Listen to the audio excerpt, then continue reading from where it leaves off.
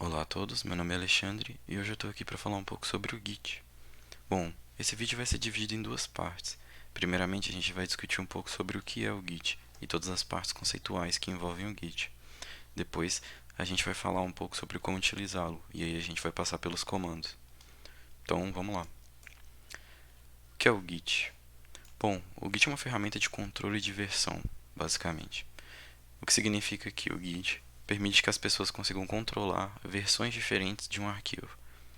Você pode ter uma pasta e fazer alterações nessa pasta e estar sempre salvando quais foram as alterações feitas utilizando o Git. Como é de se imaginar, o Git é muito utilizado por programadores. Vocês já devem ter ouvido falar do Git, ou pelo menos do GitHub, que é muito famoso. Então, se você ainda não utilizou o Git, você vai descobrir hoje que você deveria estar utilizando. Bom, qual é a grande utilidade do Git para a programação? Eu dividiria essa utilidade em três tópicos. Primeiramente, utilidade, depois organização e depois automação. Bom, vamos passar um por um. Utilidade. O ponto de utilidade do Git é que ele nos permite visualizar quais foram as alterações feitas em cada versão do código. Isso dá ao programador muito mais controle sobre o que foi feito, principalmente quando ele está trabalhando com diversas pessoas. Mas mesmo trabalhando sozinho, ele tem uma visão muito melhor do que ele fez. É uma forma muito mais clara de entender em qual ponto do projeto ele está e quais são os desafios a vir e quais ele já conseguiu passar.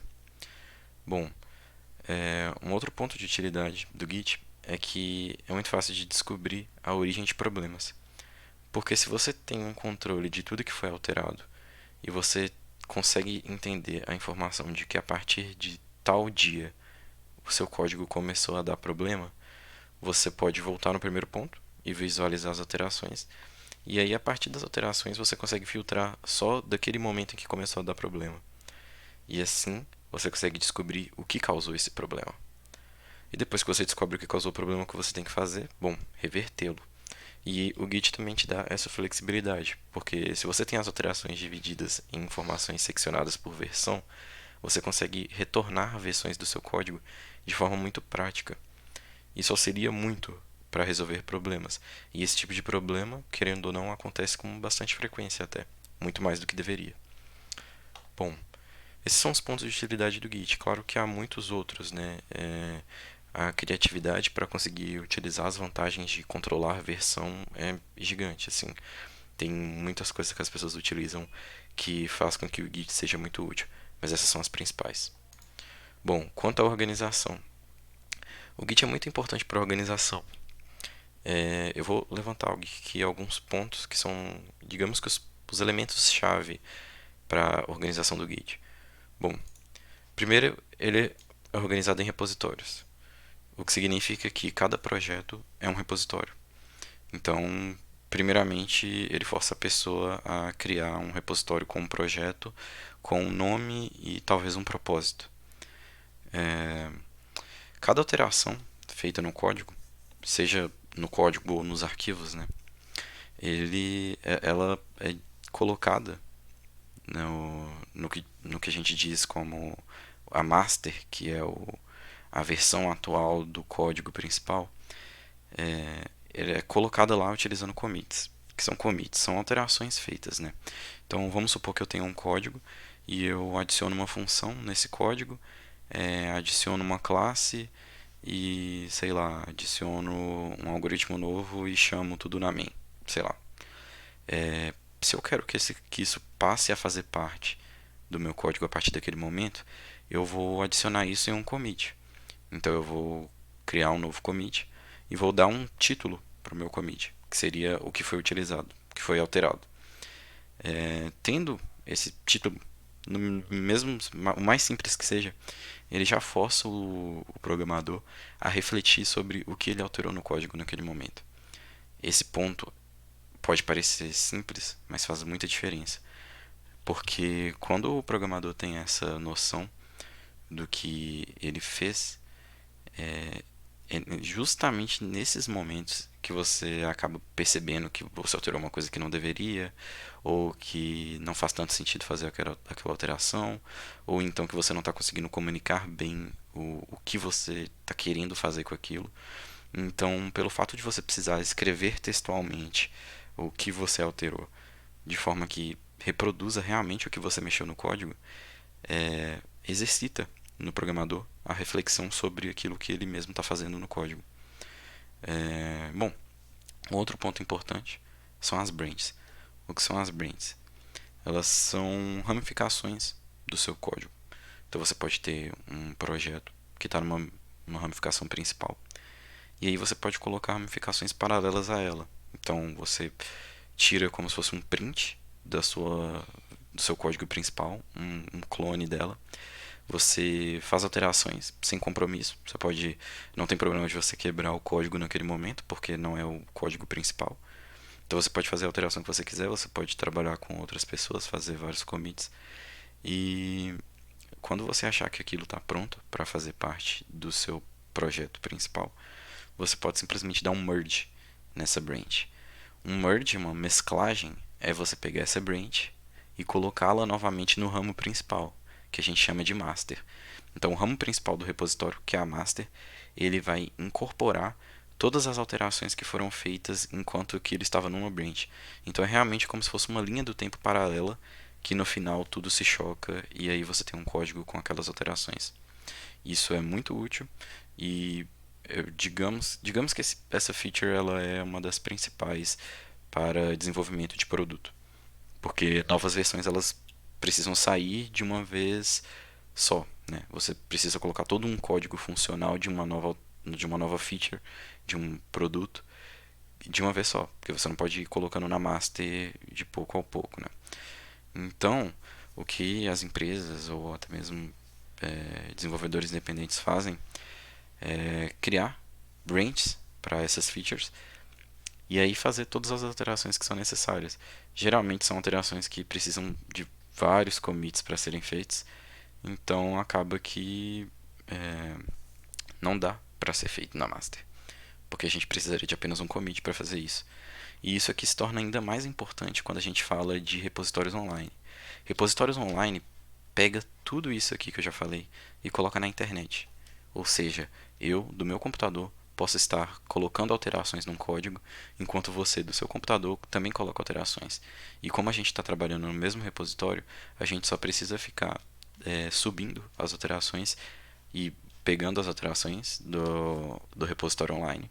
E assim, todo mundo vai estar sincronizado e todo mundo vai poder trabalhar simultaneamente, o que aumenta muito a produtividade.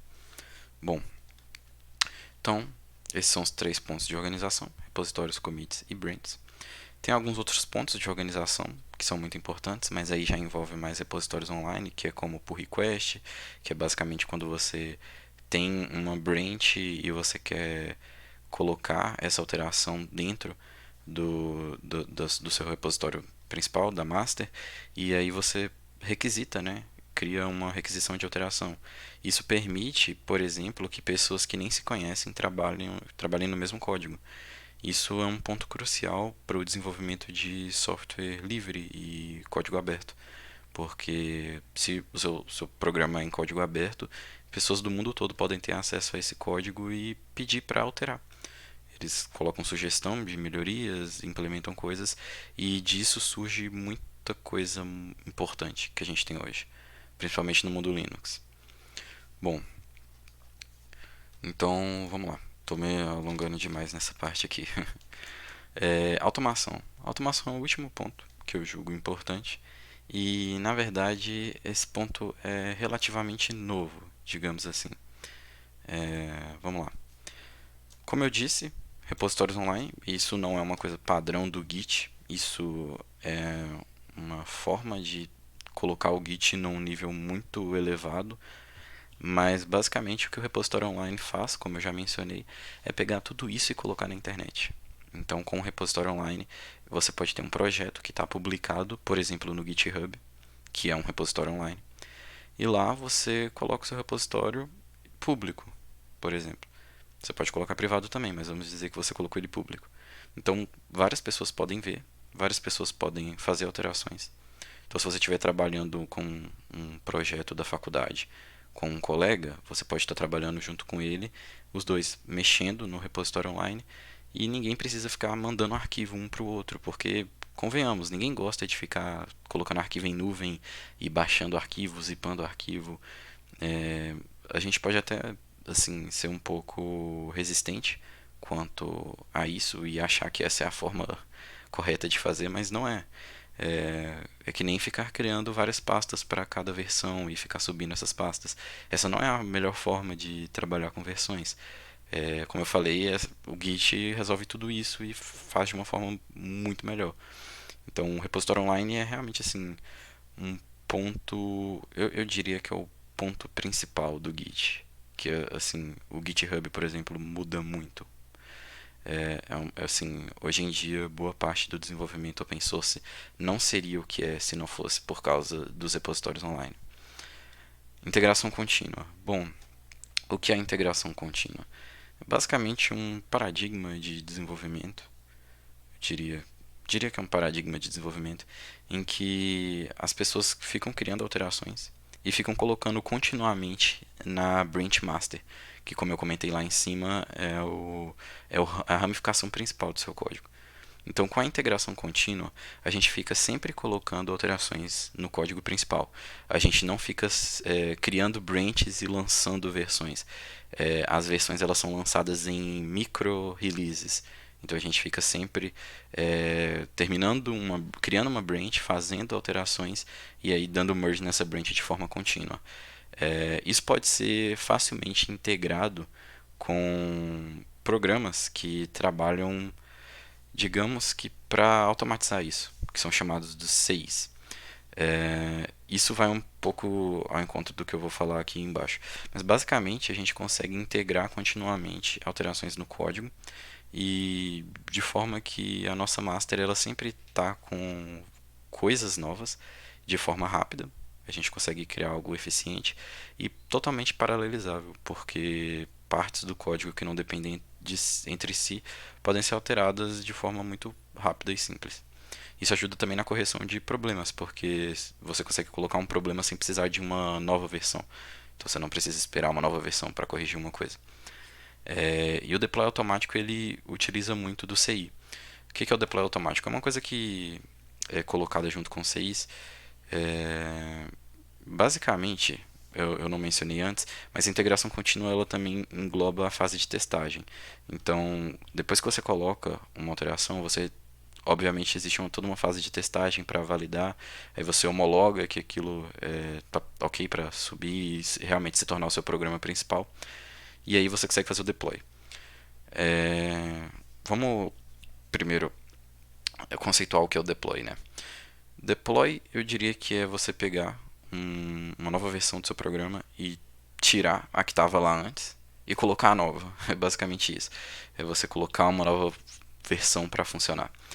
E assim, durante muitos anos esse processo é um processo preocupante para muitas empresas, porque pensa num mundo em que você não tem integração com a internet suficiente para, por exemplo, atualizar um sistema operacional. Você precisa atualizar ou por disquete CD ou, enfim, lançar um novo produto que já vem com aquele sistema. Durante muitos anos, eu acho até que demorou muito para começar a ter deploy automático. Durante muitos anos a gente teve deploy lento, que é esse tipo de deploy que você realmente cria uma nova versão grande e essa nova versão precisa ser novamente distribuída. Depois a gente passou por uma fase em que o deploy ele não era automático, porém ele já era mais facilitado, que era com atualizações. E um grande problema desse tipo de deploy é que para boa parte dos serviços ele derrubava o serviço, né? Porque digamos que você tem uma versão 0.3 e você precisa colocar a 0.4, em algum momento você precisa desligar a 0.3 para poder ligar a 0.4. Então acontecia muito do sistema totalmente deixar de funcionar enquanto você estava atualizando. Então isso aqui foi uma grande preocupação de muitas empresas durante muito tempo. E aí, junto com a integração contínua, a gente consegue automatizar isso. Por quê? Você está sempre colocando alterações no seu código principal. Essas alterações elas passam por um pipeline, né, uma linha assim de processo que é ser incorporada no programa, depois ser testada e depois ser colocada para funcionar em produção, que é realmente colocar o software para ser a nova versão. Então, a gente consegue automatizar todo esse processo.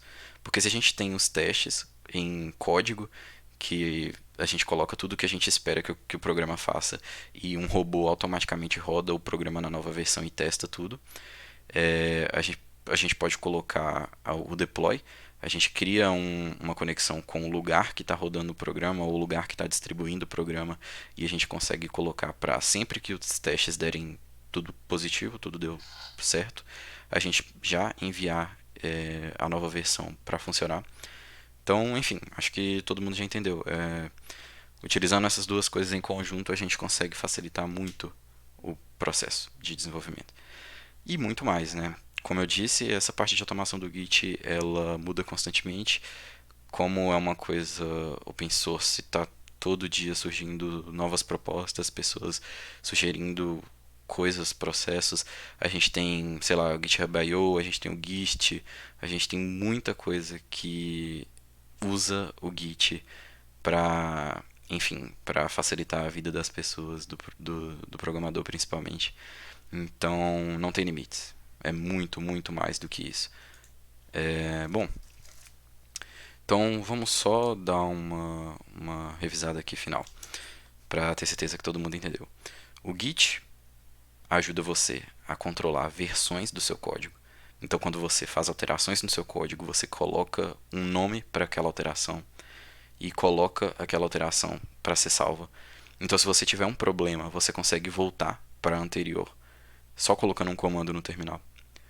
O Git te permite criar versões paralelas do seu código e depois juntar essa versão no seu código principal. E o Git te permite automatizar muitos processos, principalmente o processo de desenvolvimento colaborativo, que é esse primeiro ponto, que é o ponto dos repositórios online. Eu diria que esse é o ponto que vai ser mais importante para vocês no curso, porque vocês vão ter projetos que são feitos em equipe e vocês vão precisar ter uma boa comunicação com o seu time. E essa é a melhor forma de fazer isso, confia em mim. O quanto antes vocês começarem a utilizar repositórios online como o GitHub, assim, vai ser o melhor para vocês. Então, basicamente é isso. Se alguém tiver qualquer dúvida sobre o que eu falei aqui, por favor, coloque nos comentários que eu vou ter todo o prazer do mundo de estar respondendo vocês. E a gente se vê no próximo vídeo, em que a gente vai falar sobre como utilizar o Git. Aí a gente vai passar realmente pela prática. A gente vai mostrar os comandos, falar como fazer cada parte do processo que eu falei aqui. Então é isso. Muito obrigado a todos e até a próxima.